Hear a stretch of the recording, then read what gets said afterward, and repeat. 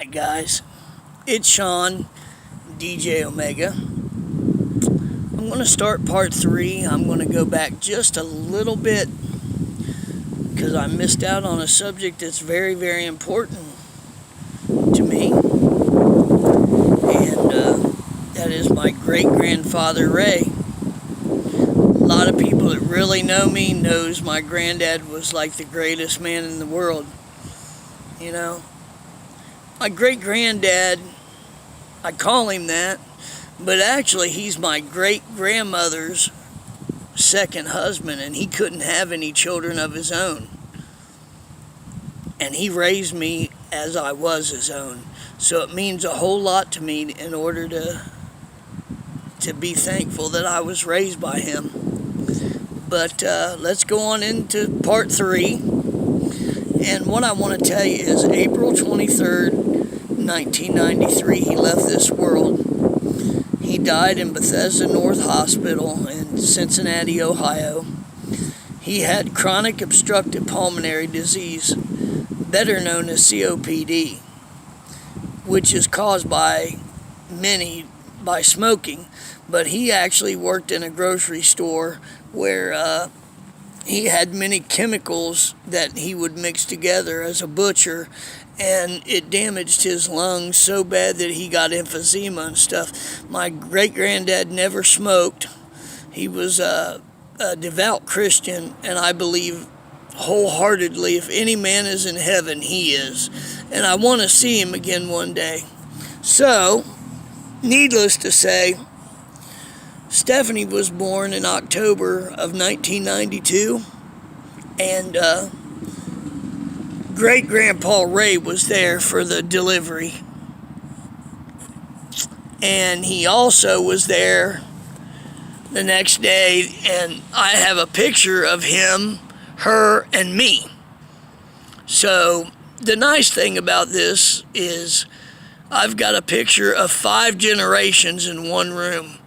That would be me, him, and his daughter, and my daughter. That would be his great-great-granddaughter, and my mom was also there. It was so exciting.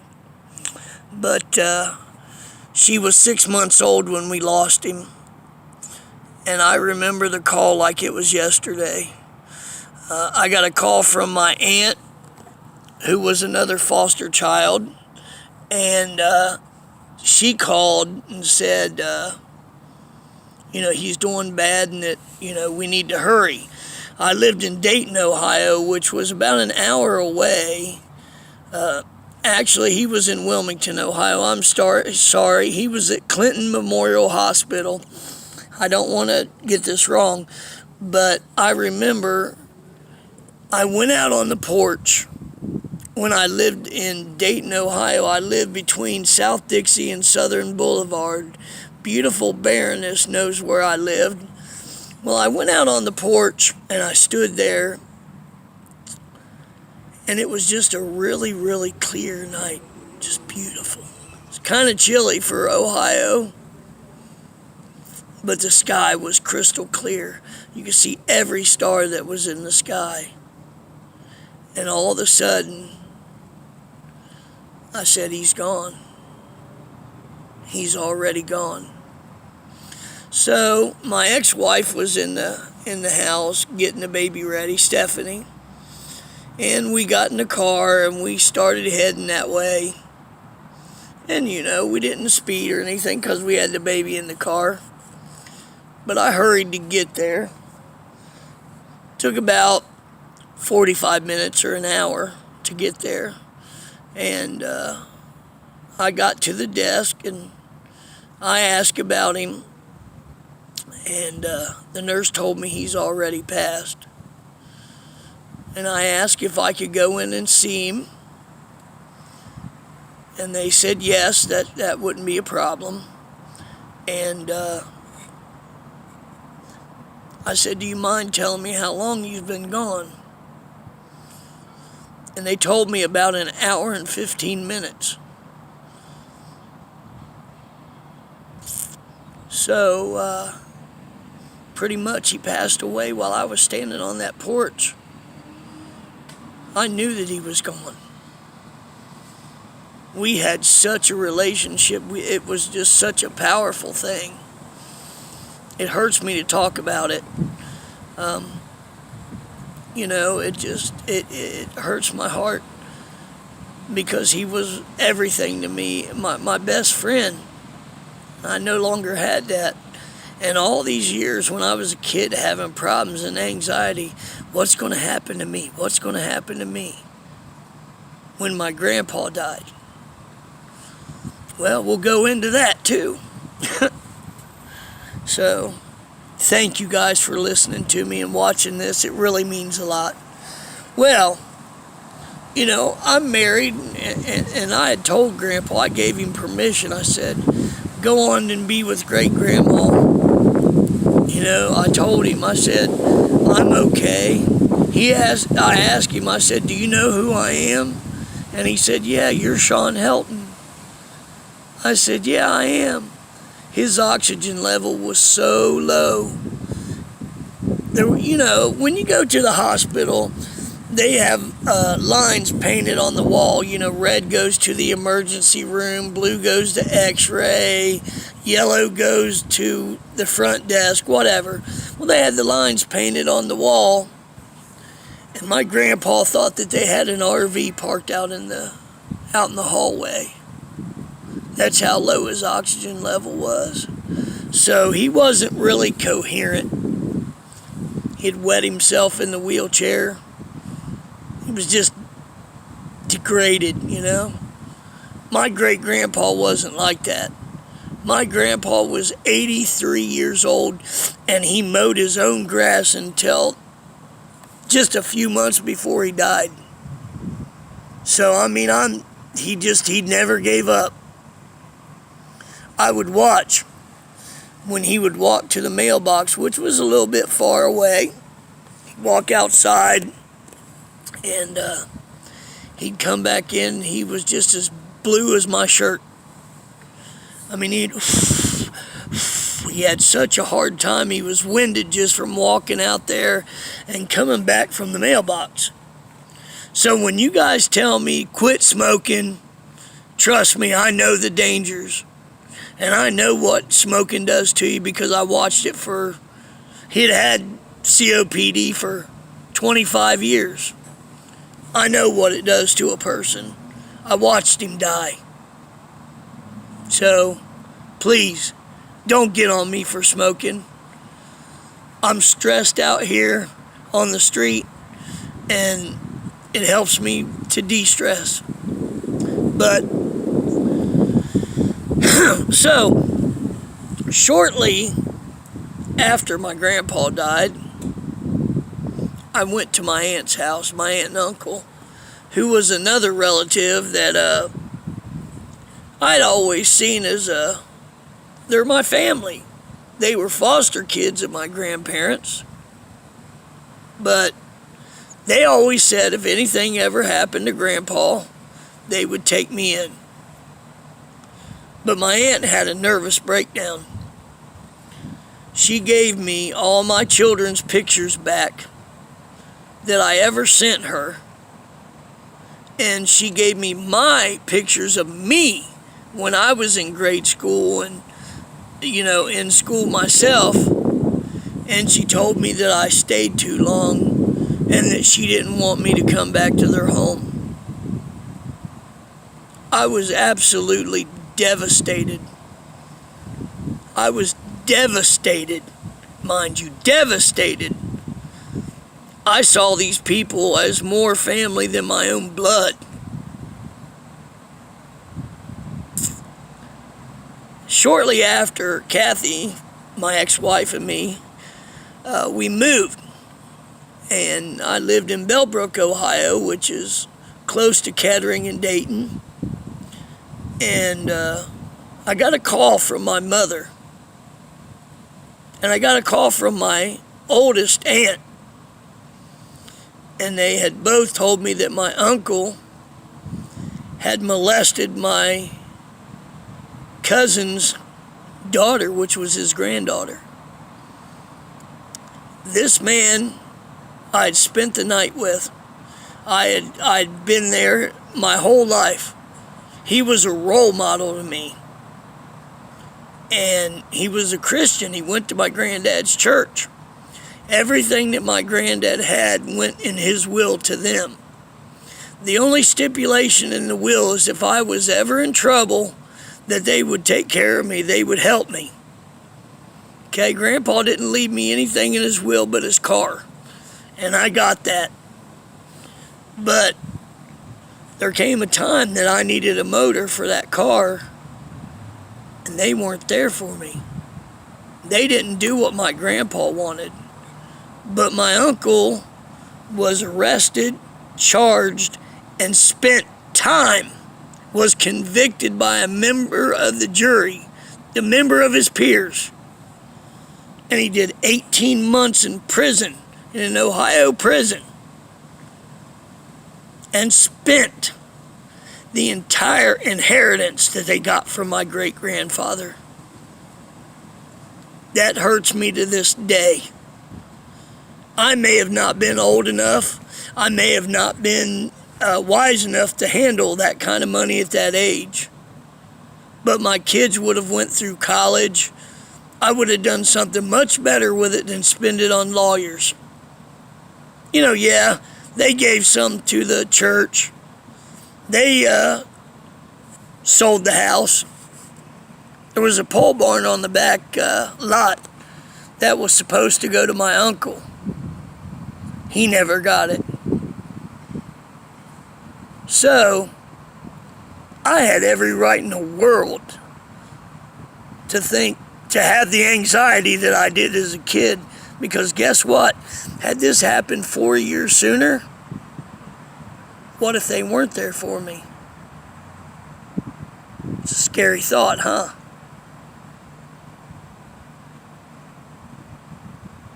I hope that I'm not offending anybody. I'm not putting any names out there. I'm not calling anybody a pedophile, which he is. He's a registered sex offender. He's still alive. His daughter is still my friend. I love her. She's my cousin, even though we're not blood related. I love her. Well, after that, basically, the year 1999, 2000, Kathy and I, my ex, we divorced. It's over. May the force be with you. Well, you hear how it ended, you know, she TPO, CPO. Well, I moved on and I got off drugs and I moved in with the woman that I met at that time. Her name was Carol. She was a sweet lady. She was 18 years older than me. She had 2 open heart surgeries. She was diabetic, high cholesterol, COPD, everything that could be wrong with somebody she had. We were together almost 10 years. That was how long my marriage lasted. And there was a lot of rocky times with Carol, but she was my first soulmate. I've had 2 of them in my life. Everybody says I'm lucky to have one. So, you know, I lived in Cincinnati, and one morning I woke up and it was October 17th, 2009. I woke up to Carol passed away on my couch. It was the hardest thing that I ever went through.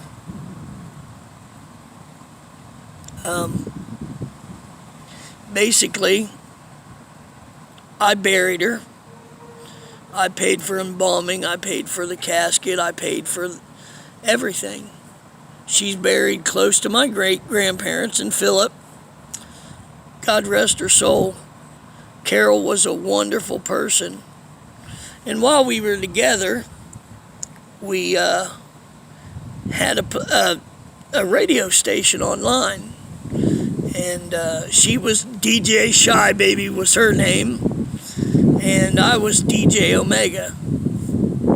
That's how I got my name. So anybody that wants to know, DJ Omega was my name online on my radio station. And, we had a lot of fun doing that. We did online gaming. Carol liked to play The Sims online, and she liked to play just the regular Sims and all the expansion packs. I myself played Guild Wars, was the role-playing game that I played, and I liked to DJ and play music for everybody while we were playing. So that's how that worked out. That's how I got my name. But Carol passed away in 2009. At that point, I had was my Social Security and stuff like that, and I couldn't live in the place that I was at anymore. It just was run down, and I wasn't taking care of myself. So my family came and got me, my blood family. Not my foster family that I thought was my real family, but my aunt up in Zanesville, Ohio. I stayed with my cousin Betty, and I dreamed that if I could get my child support lowered, that I wanted to come to Florida. I wanted to come here so bad, guys. So bad that I couldn't stand it. Well, in 2010, I had the opportunity to come here once I got my Social Security and a little bit of the back pay. I came down to visit my brother in Florida. He lived in Northport, and he still does. Just got off the phone with him. But I have never felt more at home than I did when I was here in Florida. So I made it my goal a year later so that I was going to come down here no matter what I had to do in Ohio. I was leaving. There was nothing there for me anymore. I mean, my kids were there, but they weren't talking to me. So eventually, I think it was February 2nd, 2013, I got my Social Security, and I had drove down to Kentucky. My aunt lives in Whitley City, and I stayed with her for a week or so, and I decided I'm going to Florida. So I took another person that was in Kentucky, excuse me, and he came with me. So we decided we were coming. He had Social Security, I did. We'd put our checks together and everything would be hunky-dory. Well, we get down here with nothing but the stuff in the car that I had at the time, which was a 98 Mitsubishi Eclipse. And we did it. We found a place to rent with no deposit that would accept my pets. I had 2 dogs, which I have tattooed on my chest. There's Trouble and Biscuit. I'll show it to you better sometime. But we moved here, and everything was great. At least I thought so. Well, in the meantime, he was talking to girls back home and other people, and he wasn't happy here. So he left. And I invited another couple down because I thought they would help me out with rent and, stuff like that. And when I did, worst mistake in my life. Drugs were involved with them, and, they never paid anything to live with me. And soon I became evicted. Got my first eviction, which is bad on your record. Well, they moved away. I was evicted. I was paying a lady that actually rented from my same landlord across the street. I was paying her to let me stay in her home. And all of a sudden, the landlord found out I was living there and was trying to evict her. Well, she didn't want to be evicted, so instead of evicting everybody in the house, he moved her to another property, which then he didn't have to evict her. But he had to evict me. the thing that goes with this is if you get mail at a residence here, then what they do is you can fight with the police and say you're a resident. A piece of mail that comes at a house means you're a resident, so you can move right on in, and they have to evict you. So nobody in the state of Florida will ever let you use their address to get any mail, especially a homeless person, because they're afraid of that. So that answers that question. Why am I homeless and don't have a mailbox? Sorry about the motor of that car, it's nasty. Well, eventually they get me out of there, and I go to a house that rents rooms. And oh my God, you rent and you pay to rent just a room, but you share the kitchen and the bathroom and everything else. Worst mistake of my life. You know, you got to get along with a whole bunch of other people. It's just like a big boarding house. So I lived there for, 6 months, and I finally just said, I'm tired of this. Tired of it. So I left there and went to the streets. And at that point, it was 2014, something like that. And I had a friend named Brenda that lived on the streets. And I asked her, where do you stay? And come to find out, she squatted. So basically, it's like you live in an abandoned house. It doesn't have water, doesn't have electricity, but you got a key to the front door, So you just kind of take over the property. Wasn't for sale. The owner wasn't around. So I lived there for almost 2 years. And a lot of bad stuff happened there. My dog got hit. My other dog, I went in the hospital, and I had a stent put in my heart. And the girl that was supposed to be watching her, my beagle, she sold her for $20 to go buy drugs while I was in the hospital. This dog was 14 years old. She was sick. She had lived through parvo. I mean, it's horrible. And that was in the abandoned house. Well, in the abandoned house, I met a gentleman by the name of Mike. And I didn't know how freaky Mike was, but Mike was real freaky, if you know what I mean. So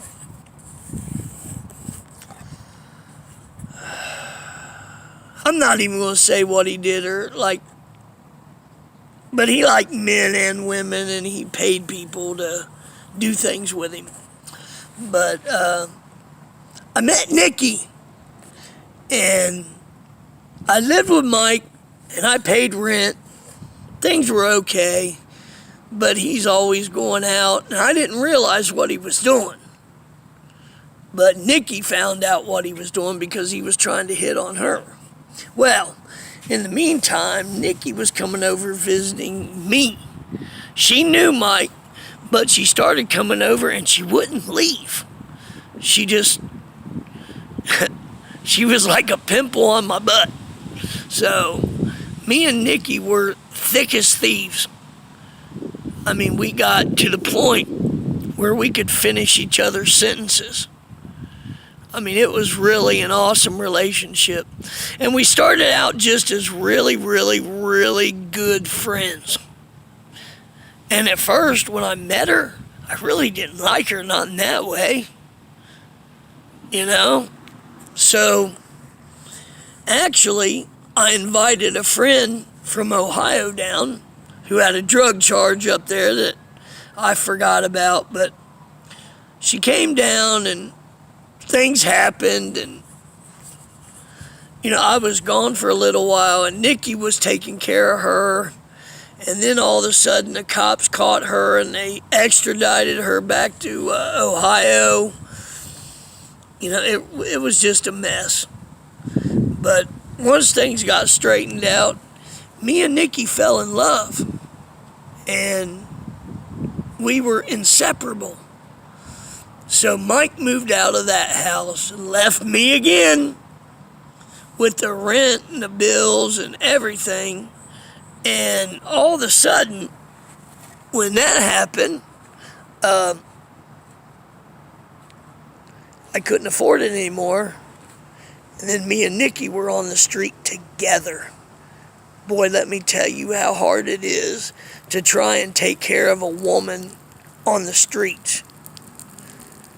I mean, it's nasty. It's filthy. It's everybody all the time are coming around and they're wanting to buy her. They're wanting to pay her for sex. It's horrible. Horrible. The people that live around you, you can't trust nobody. Not if you got a woman. So, but I trusted her. She was my ride or die, guys. And I'm going to go into her actually in the next video, but we're going to go ahead and try to conclude this one because this is number 3 for today. And these are like 30 minutes long is how long I'm trying to make them. I don't want to make it too long, but I don't want it to be too short. I want to go through lots of time frames here so that you guys can get to know me.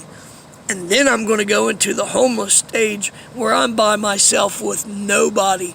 You have no idea how lonely it gets out here. None. I am in any way, shape, or form. I'm not looking for a relationship. I don't want another girlfriend. I don't want nothing. It's got to be me. I cannot bury another person. It's so hard for me to get close to anybody, and now you can understand why. I've never explained this fully to anybody in my entire life, and thank you so much for just listening. You know, I'm trying to be as honest and transparent as I can.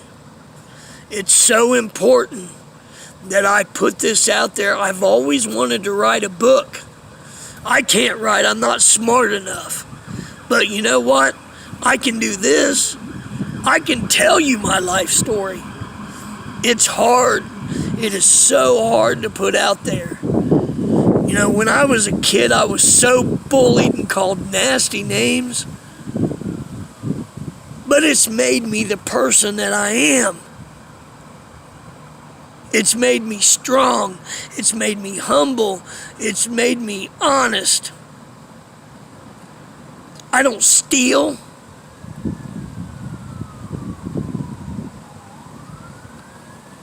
This is so hard, guys. I hope that you're enjoying it. And I hope that, you know, maybe through my mistakes, somebody else doesn't make the same ones. So, it's right at almost 29 minutes. So, thank you all for listening and be looking forward to part 4. Thank you.